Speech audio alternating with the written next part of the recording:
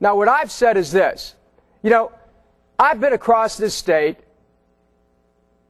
and I've stood behind locked plant gates, and I've looked at grass growing in parking lots where they used to make steel, where they used to make automotive parts, where they used to make aircraft parts,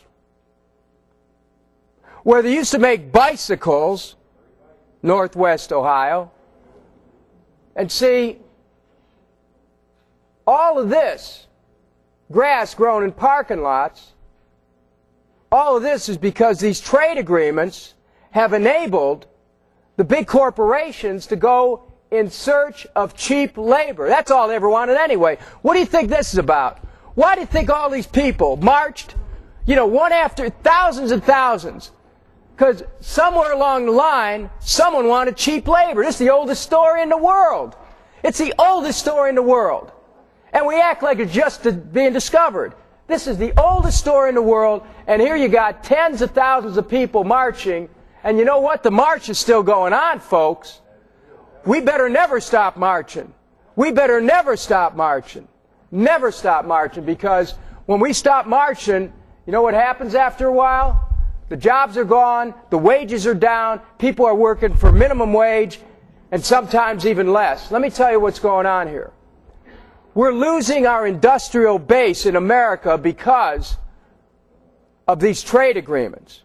Now, there's been 3 million manufacturing jobs that have been lost in America since July the year 2000, but that doesn't tell all the stories.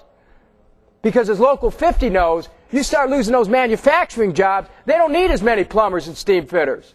Because they're the people that help keep the infrastructure, manufacturing moving.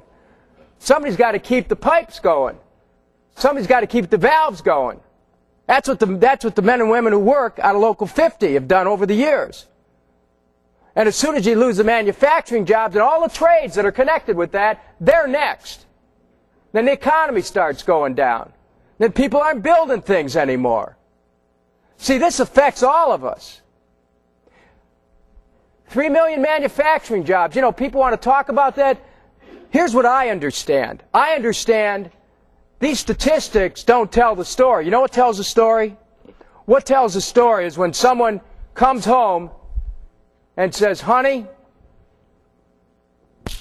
they're closing down.